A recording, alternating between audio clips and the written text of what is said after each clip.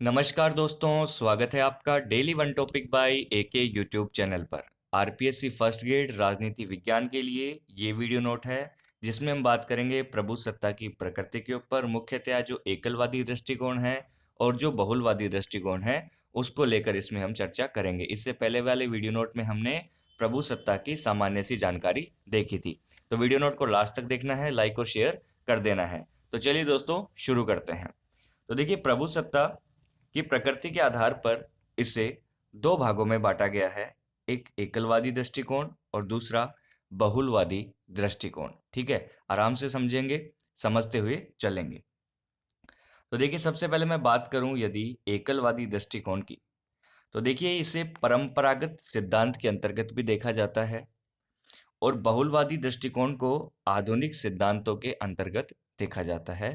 इनमें ये अंतर भी है और इनकी ये विशेषताएं भी है। बिल्कुल ध्यानपूर्वक देखते और सुनते चलिए। एकलवादी दृष्टिकोण राजनीति विज्ञान में परंपरागत सिद्धांत के अंतर्गत आता है, बहुलवादी दृष्टिकोण आधुनिक सिद्धांत के अंतर्गत आता है। ठीक है, अब देखिए यहाँ पे एकलवादी दृष्टिकोण क्या कहता है। एकलवादी दृष्टिकोण कहता है प्रभु सत्ता एक है, अविभाज्य है, सारी शक्तियां संप्रभु के पास हैं।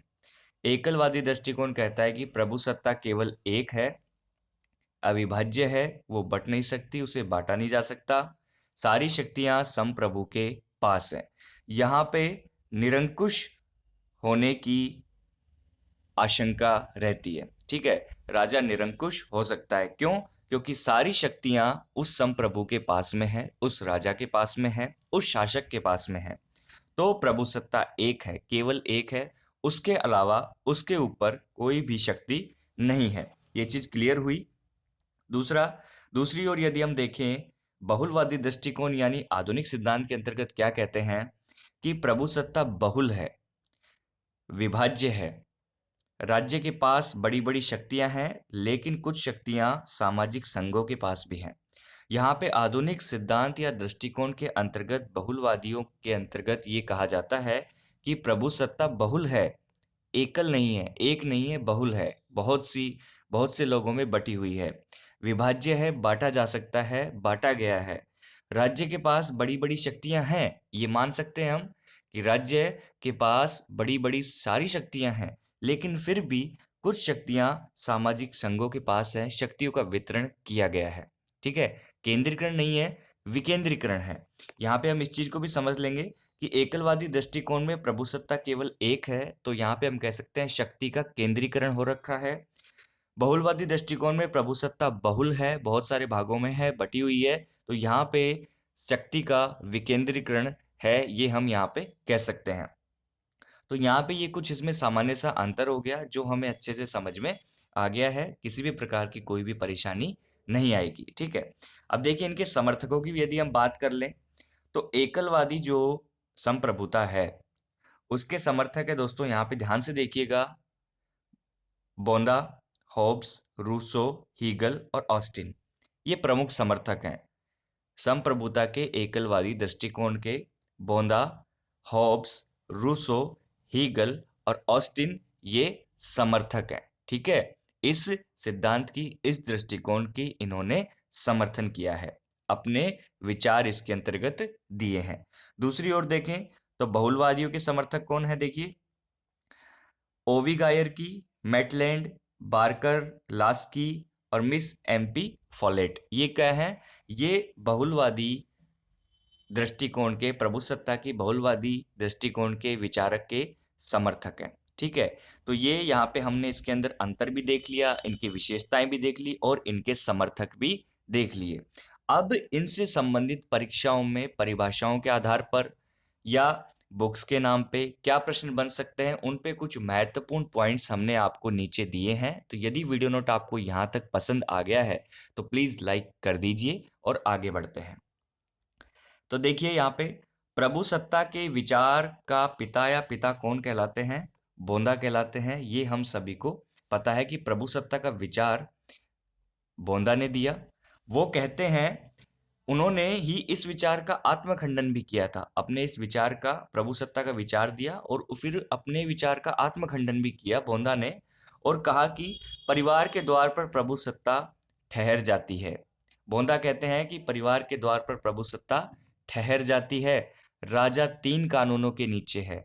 ईश्वर का कानून जो बाइबल में है, प्राकृतिक कानून जो मुख्य विवेक से समझ सकता है, और तीसरा है राष्ट्रों का कानून जो विदेश संधियों से निकलता है।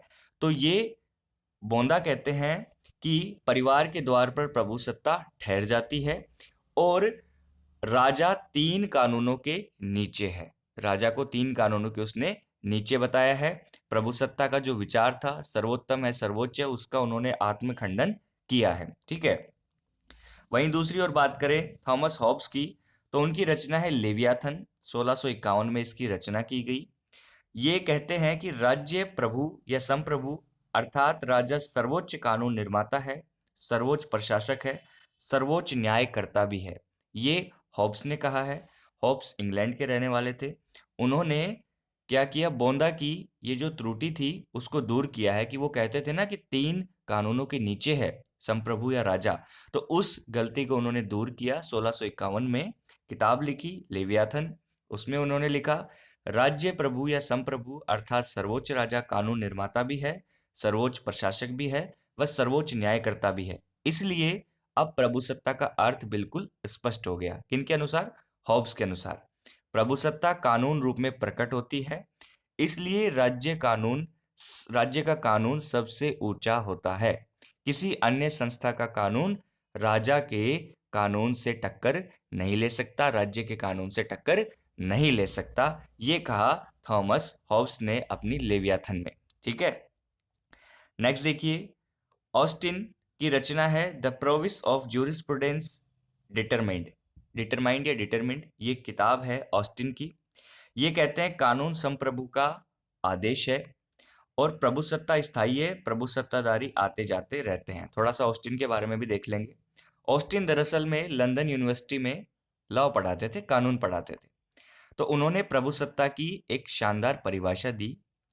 उन्होंने कहा कि यदि एक निश्चित मानव प्रभु अपने समान किसी अन्य की आज्ञा का पालन नहीं करता, बल्कि समाज का विशाल जनसमूह उसकी आज्ञा का पालन करे, तो उस राज्य में वही राज्य संप्रभु होगा। वह उस राज्य प्रभु सहित वहां राजनीतिक व स्वतंत्र समाज होगा। ये इन्होंने अपनी इस किताब के अंदर कहा, द प्रोविस ऑफ जूरिप्रूडेंस डिटरमाइंड में। ठीक है।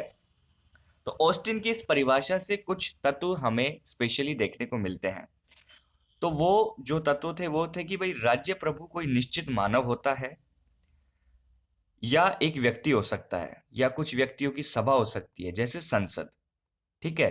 तो यदि राज्य प्रभु अपनी इच्छा से कोई आदेश जारी करता है तो कानून होता है और वो कानून बाध्यकारी होता है। ये ऑस्टिन ने अपने परिभाषा में कहा। ठीक है। उनके ये परिभाषा के तत्व हैं। प्रभु सत्ता सर्वोच्च है अर्थात राज्य प्रभु के समान राज्य में कोई भी अन्य शक्ति नहीं हो सकती। प्रभु सत्ता अविभाज्य भी है। तो ये स्पष्ट हो रहा है कि ये एकलवादी दृष्टिकोण से रिलेटेड है। हस्तांतरणीय भी नहीं है, अहस्तांतरणीय है प्रभु सत्ता। और कानून संप्रभु का आदेश है, ये इन्होंने कहा है। प्रभु सत्ता स्थायी होती है, प्रभु सत्ताधारी आते जाते रहते हैं। वहीं हम आपको एक इंग्लैंड की मशहूर कहावत भी बता देते हैं, राजा गुजर गया, राजा अमर रहे। यहाँ पे 2 राजा प्रयोग हुए हैं। पहले जो राजा हैं वो मानव है, मानव रूपी है। दूसरे राजा प्रभु सत्ता है, मतलब राजा की मृत्यु हो गई लेकिन राजा अमर रहे, प्रभु सत्ता अमर रहे। ठीक है। तो ये यहाँ पे हमने देखा ऑस्टिन के बारे में, होब्स के बारे में और बोंदा के बारे में। चलिए नेक्स्ट देखते हैं। परीक्षा उपयोगी ही मैटर दिया जा रहा है आपको, बिल्कुल भी चिंतित मत होइए। Political theories of the middle age ओवी गायरकी की है। ये जो किताब है ओवी गायरकी की है। ठीक है। इन्होंने बहुलवाद पर लिखा था। दरअसल में बहुलवाद का जो विचारधारा है ये इनकी इसी रचना के ऊपर टिकी हुई है।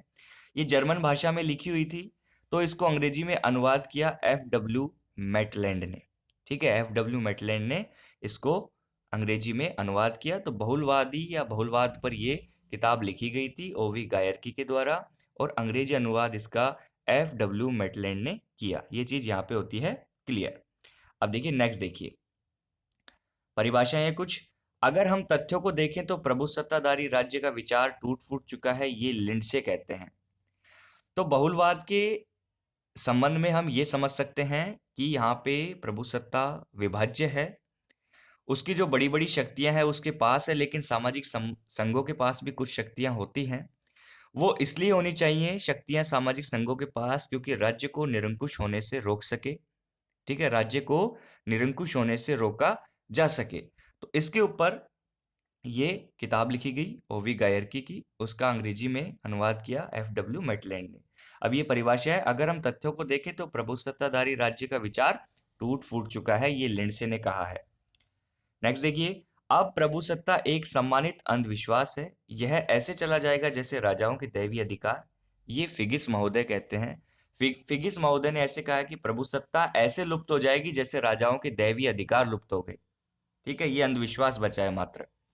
नेक्स्ट देखिए, प्रभुसत्ता के अध्याय को राजनीतिक सिद्धांत से हटा देना चाहिए, ये लॉस्की कहते हैं।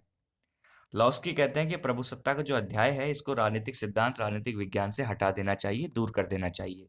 ये बहुत महत्वपूर्ण है, ध्यान में रखिएगा। अब लॉस्की दरअसल में ऑस्टिन के आलोचक भी हैं। वो कहते थे, लॉस्की कहते थे, अगर समाज संघीय है तो सत्ता भी संघीय होनी चाहिए। ये बहुलवादी विचार हो गया। ठीक है, यदि समाज संघीय है तो सत्ता भी संघीय होनी चाहिए। बल्कि ऑस्टिन क्या कहते थे? ऑस्टिन कहते थे कि प्रभुसत्ता विभाज्य नहीं है, केवल एक स्थान पर उसकी शक्तियां केंद्रित होती हैं। चलिए नेक्स्ट देखिए, एक किताब है न्यू स्टेट, ये मिस MP फॉलेट की है। इसमें इन्होंने लिखा है, राज्य सर्वोच्च है लेकिन सामाजिक संघों को उनके महत्व को उपेक्षित नहीं कर सकते। फॉलेट फॉलेट कहती है कि राज्य सर्वोच्च है, मानते हैं हम सर्वोच्च है, लेकिन सामाजिक संबंधों को और उनके महत्व को उपेक्षित नहीं किया जा सकता। ठीक है, तो यहाँ पे ये बहुलवाद की बात रखते हैं। अगर समाज संघीय है तो सत्ता भी संघीय होनी चाहिए, लास्की ने कहा। हमने आपको अभी थोड़ी देर पहले बताया था। अब यहाँ पे देखिए, किताब है 6 बुक्स ऑन द रिपब्लिक, ये बोंदा की है। फ्रांस में 1576 में इसकी रचना हुई थी। कानूनी प्रभुसत्ता के समर्थक हॉब्स हैं, राजनीतिक प्रभुसत्ता के समर्थक लॉक हैं, वहीं लोकप्रिय प्रभुसत्ता के समर्थक रूसो हैं। ये कहते हैं जनवाणी ही देव वाणी है। तो प्रभुसत्ता से रिलेटेड एकलवादी, बहुलवादी, प्रभुसत्ता से रिलेटेड और प्रभुसत्ता के ऊपर हमने कल भी आपको वीडियो नोट दिया था, कुछ हमने इसमें समाहित कर दिया है। तो परीक्षा की दृष्टि से जो भी महत्वपूर्ण था अपनी फर्स्ट ग्रेड से संबंधित, वो हमने इसमें देने की पूरी पूरी कोशिश की है। अब मेरे पास कई बार कमेंट ऐसे आ रहे हैं, देखिए मैं ज़्यादा पढ़ नहीं पाता कमेंट, फिर भी ये आ रहे हैं कि क्या ये मैटर सफिशिएंट है, क्या हम इतना ही पढ़ें, क्या और कुछ ना पढ़ें। अब देखिए, ये तो जवाब मैं आपको नहीं दूंगा, या फिर मैं आपको इस पक्ष में नहीं ले सकता कि ये मैटर सफिशिएंट है। मैं केवल और केवल आपके लिए सहायक सामग्री उपलब्ध करवा रहा हूं। संपूर्ण सामग्री से कतई भी ना समझे, स्वयं को सीमित ना करें, ये मैंने सेकंड ग्रेड परीक्षा के दौरान भी कहा था। मैं जो दे रहा हूं आपको हेल्प करेगी, 100% हेल्प करेगी, यदि आपके पास जो सामग्री है आप उसका पूरा फायदा उठा रहे हैं तो अपने को सीमित मत करिए। मैं इस पक्ष में कभी भी नहीं रहा हूं, ना ही रहूंगा कि मैंने जो दिया है बस इसे ही पढ़ो, इसके अलावा कुछ मत पढ़ो। बिल्कुल ऐसी बात नहीं है। जितना आप पढ़ सकते हैं पढ़ें, लेकिन ये जरूर कहूंगा कि कोई भी नई चीज पढ़ने से बचें। जो आपने पढ़ रखा है उसका रिवीजन लें, प्लस में ये वीडियोस हैं इनकी सहायता लें, आपको जरूर परीक्षा में दिखेगा कुछ ना कुछ फायदा। सेकंड ग्रेड में भी मैंने इसी हिसाब से दिया था, परीक्षा में बहुत सारे प्रश्न आए हैं, आप में से बहुत से स्टूडेंट जुड़े हुए थे जो इस बात के गवाह भी होंगे। लेकिन मुझे यहाँ पे कोई भी प्रशंसा या पुरस्कार नहीं चाहिए, मुझे मेरा काम करना है, बस आपको अच्छे से अच्छा मैटर देना है और आपको याद रखना है एक काम कि इसे शेयर और लाइक करते हुए चले जाना है। तो वीडियो नोट देखने के लिए आपका बहुत बहुत धन्यवाद।